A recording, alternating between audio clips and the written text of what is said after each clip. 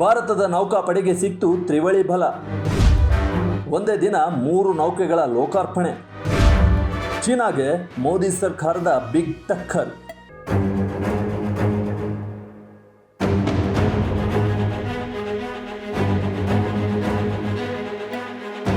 ಹಿಂದೂ ಮಹಾಸಾಗರದಲ್ಲಿ ತನ್ನ ಪ್ರಾಬಲ್ಯವನ್ನು ಹೆಚ್ಚಿಸುತ್ತಿರೋ ಚೀನಾಗೆ ಭಾರತ ಬಿಗ್ ಟಕ್ಕರ್ ಕೊಟ್ಟಿದೆ.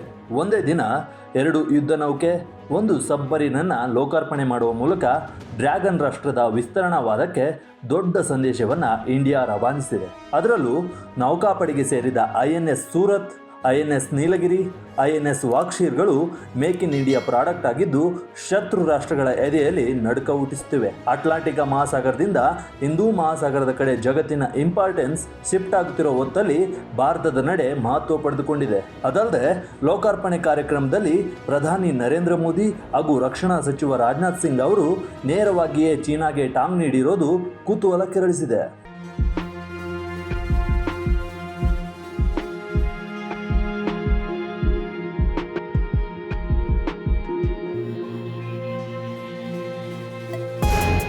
ಹೌದು, ಮಹತ್ವದ ಬೆಳವಣಿಗೆಯಲ್ಲಿ ಭಾರತ INS ನೀಲಗಿರಿ, INS ಸೂರತ್ ಎಂಬ 2 ಯುದ್ಧ ನೌಕೆಗಳು ಹಾಗೂ INS ವಾಕ್ಷೀರ್ ಎಂಬ ಸಬ್ಮರೈನ್ ಅನ್ನು ಭಾರತ ತನ್ನ ನೌಕಾಪಡೆಗೆ ಸೇರಿಸಿದೆ. 3 ನೌಕೆಗಳನ್ನು ಪ್ರಧಾನಿ ನರೇಂದ್ರ ಮೋದಿ ಅವರು ಮುಂಬೈನಲ್ಲಿ ಲೋಕಾರ್ಪಣೆಗೊಳಿಸಿದರು. ಹಿಂದೂ ಮಹಾಸಾಗರದಲ್ಲಿ ಚೀನಾದ ಆಧಿಪತ್ಯ ಹೆಚ್ಚುತ್ತಿರುವಾಗ ಭಾರತದ ಈ ನಡೆ ಡ್ರ್ಯಾಗನ್ ರಾಷ್ಟ್ರಕ್ಕೆ ಮರ್ಮಾಘಾತ ನೀಡಿದೆ. ಹಿಂದೂ ಮಹಾಸಾಗರ ಈಗ ಅಂತಾರಾಷ್ಟ್ರೀಯ ಪೈಪೋಟಿಗೆ ಕಾರಣವಾಗಿದ್ದು ಭಾರತ ತನ್ನ ಸ್ಥಾನವನ್ನು ಭದ್ರಪಡಿಸಿಕೊಳ್ಳಲು ಪ್ರಮುಖ ಹೆಜ್ಜೆಯನ್ನು ಇಟ್ಟಿದೆ. ಅದರ ಜೊತೆ ತನ್ನ ಹಿತಾಸಕ್ತಿಯನ್ನು ಕಾಪಾಡುವ ಸಲುವಾಗಿ ನೌಕಾಪಡೆಯನ್ನು ಬಲಪಡಿಸುವ ಕಾಯಕಕ್ಕೆ ಭಾರತ ಮುಂದಾಗಿದೆ. ಹೇಗಿದೆ AI ಬೆಂಬಲಿತ INS ಸೂರತ್? INS ಸೂರತ್ ದೇಶೀಯವಾಗಿಯೇ ನಿರ್ಮಿಸಿರುವ ಫ್ರಂಟ್ಲೈನ್ ಯುದ್ಧ ನೌಕೆಯಾಗಿದ್ದು ಗೈಡೆಡ್ ಮಿಸೈಲ್ ಡೆಸ್ಟ್ರಾಯರ್ ಆಗಿದೆ. ಇದು ಪ್ರಾಜೆಕ್ಟ್ 15B ಸ್ಟೆಲ್ತ್ ಡೆಸ್ಟ್ರಾಯರ್ ಕ್ಲಾಸ್ನ 4ನೇ ಮತ್ತು ಅಂತಿಮ ಯುದ್ಧ ನೌಕೆ. ಇದು ಕೋಲ್ಕತ್ತಾ ಕ್ಲಾಸ್ ಡಿಸ್ಟ್ರಾಯರ್ ರೀತಿ ನೌಕೆಯಾಗಿದೆ. ಹಳೆ ಯುದ್ಧ ನೌಕೆಗಳಿಗೆ ಹೋಲಿಸಿದರೆ ಇದರ ವಿನ್ಯಾಸ ಮತ್ತು ಸಾಮರ್ಥ್ಯದಲ್ಲಿ ಸಾಕಷ್ಟು ಸುಧಾರಣೆ ತರಲಾಗಿದೆ. ಈ ನೌಕೆಯು 7400 ಟನ್ ತೂಕ ಇದ್ದು 164 ಮೀಟರ್ ಉದ್ದ ಇದೆ. ಚೇತಕ್, LH, ಸೀ ಕಿಂಗ್ ಮತ್ತು MH-60R ಹೆಲಿಕಾಪ್ಟರ್ಗಳನ್ನು ಓರಬಲ್ಲ ಈ ನೌಕೆ ರಾತ್ರಿ ಹೊತ್ತು ಕಾರ್ಯಾಚರಣೆ ನಡೆಸುವ ಸಾಮರ್ಥ್ಯವನ್ನು ಕೂಡ ಹೊಂದಿದೆ. ಅದಲ್ಲದೆ INS ಸೂರತ್ ಭಾರತದ ನೌಕಾಪಡೆಯ ಮೊದಲ AI ಬೆಂಬಲಿತ ಯುದ್ಧ ನೌಕೆಯಾಗಿದ್ದು ಗುಜರಾತ್ ನಗರವೊಂದರ ಹೆಸರಿಟ್ಟಿರುವ ಮೊದಲ ಯುದ್ಧ ನೌಕೆ ಕೂಡ ಆಗಿದೆ. INS ಸೂರತ್ತನ್ನು 75% ದೇಶೀಯವಾಗಿಯೇ ನಿರ್ಮಿಸಲಾಗಿದೆ. ಶತ್ರುಗಳಿಗೆ ನಡುಕ ಹುಟ್ಟಿಸುತ್ತೆ INS ನೀಲಗಿರಿ. INS ನೀಲಗಿರಿ ನೌಕೆ ಪ್ರಾಜೆಕ್ಟ್ 17A ಸ್ಟೆಲ್ತ್ ಫ್ರಿಗೇಟ್ ಕ್ಲಾಸ್ನ ಮೊದಲ ನೌಕೆಯಾಗಿದ್ದು ಶಿವಾಲಿಕ್ ಕ್ಲಾಸ್ನ ಯುದ್ಧ ನೌಕೆಗಳಿಗೆ ಹೋಲಿಸಿದರೆ ಅತ್ಯಾಧುನಿಕವಾಗಿದೆ. ಭಾರತದ ನೌಕಾಪಡೆಯ ಯುದ್ಧ ನೌಕೆ ಡಿಸೈನ್ ಬ್ಯೂರೋ ವಿನ್ಯಾಸಗೊಳಿಸಿದೆ ಮತ್ತು ಮಡ್ಗಾವ್ ಡಾಕ್ ಶಿಪ್ ಬಿಲ್ಡರ್ಸ್ ಇದನ್ನು ನಿರ್ಮಿಸಿದೆ. ಈ ಯುದ್ಧ ನೌಕೆ ಮೇಲ್ದರ್ಜೆಗೇರಿಸಿದ ರಕ್ಷಣಾ ವ್ಯವಸ್ಥೆ ಮತ್ತು ಸಮುದ್ರದಲ್ಲಿ ಪರಿಣಾಮಕಾರಿ ಕಾರ್ಯಾಚರಣೆಗೆ ಬೇಕಾದ ಅಗತ್ಯ ಸೌಲಭ್ಯಗಳನ್ನು ಹೊಂದಿದೆ. ಇದು MS-60R ಸಿಯಾಕ್ ಸೇರಿ ವಿವಿಧ ರೀತಿಯ ಕಾಪ್ಟರ್ಗಳನ್ನು ಹೊತ್ತೊಯ್ಯಬಲ್ಲದಾಗಿದೆ.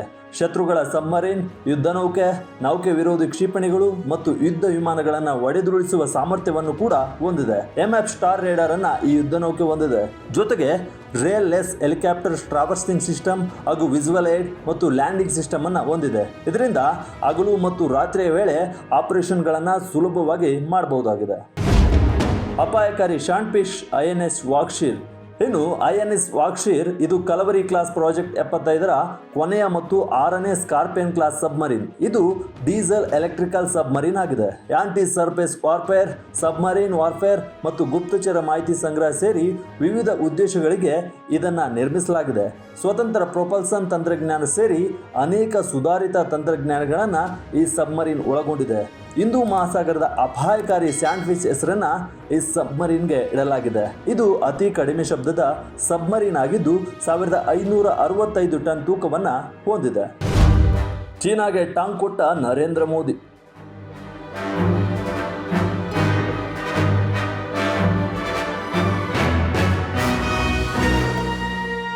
ಇನ್ನು 3 ಪ್ರಮುಖ ನೌಕೆಗಳನ್ನು ಲೋಕಾರ್ಪಣೆಗೊಳಿಸಿ ಮಾತನಾಡಿದ ಪ್ರಧಾನಿ ನರೇಂದ್ರ ಮೋದಿ, ಭಾರತದ ಗುರಿ ಅಭಿವೃದ್ಧಿಯ ಹೊರತು ವಿಸ್ತಾರವಾದ ಅಲ್ಲ. ಭಾರತ ಯಾವತ್ತಿಗೂ ಮುಕ್ತ, ಸುರಕ್ಷಿತ ಮತ್ತು ಎಲ್ಲರನ್ನೂ ಒಳಗೊಂಡ ಸಮೃದ್ಧತೆಯನ್ನು ಇಂಡೋ ಪೆಸಿಫಿಕ್ ಸಾಗರ ಪ್ರದೇಶದಲ್ಲಿ ಬಯಸುತ್ತಿದೆ ಅಂತ ಹೇಳಿದ್ದಾರೆ. ಈ ಮೂಲಕ ಚೀನಾಗೆ ನೇರ ಟಾಂಗನ್ನು ನೀಡಿದ್ದಾರೆ. ಸಮುದ್ರವನ್ನು ಮಾದಕ ವಸ್ತು, ಶಸ್ತ್ರಾಸ್ತ್ರಗಳು ಮತ್ತು ಭಯೋತ್ಪಾದಕರಿಂದ ಮುಕ್ತವಾಗಿಸಲು ಮತ್ತು ಸುರಕ್ಷಿತ ಹಾಗೂ ಸಮೃದ್ಧಗೊಳಿಸಲು ನಾವು ಅಂತಾರಾಷ್ಟ್ರೀಯ ಮಟ್ಟದಲ್ಲಿ ಪಾಲುದಾರರಾಗಬೇಕು.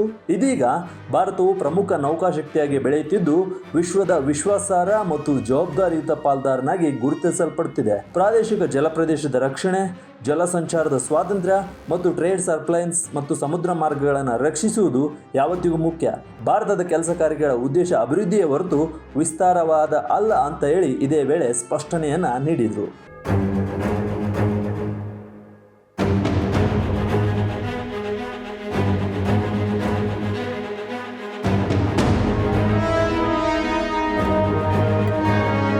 ಒಟ್ಟಿನಲ್ಲಿ ಒಂದೇ ಬಾರಿಗೆ 2 ಯುದ್ಧ ನೌಕೆ ಹಾಗೂ 1 ಸಬ್ಮರೀನ್ ನೌಕೆಯನ್ನ ಒಟ್ಟಿಗೆ ಲೋಕಾರ್ಪಣೆಗೊಳಿಸಿರುವುದು ಇದೇ ಮೊದಲು. ಇದರಿಂದ ಭಾರತದ ನೌಕಾಪಡೆಯ ಸಾಮರ್ಥ್ಯ ಹೆಚ್ಚಾಗಿದ್ದು ಭಾರತದ ಸ್ಥಳೀಯ ನೌಕಾ ನಿರ್ಮಾಣ ಉದ್ಯಮ ಹಾಗೂ ನೌಕಾ ಕ್ಷೇತ್ರದಲ್ಲಿ ಆಗ್ತಿರೋ ಬದಲಾವಣೆಯನ್ನ ಜಗತ್ತಿಗೆ ತೋರಿಸ್ತಿದೆ.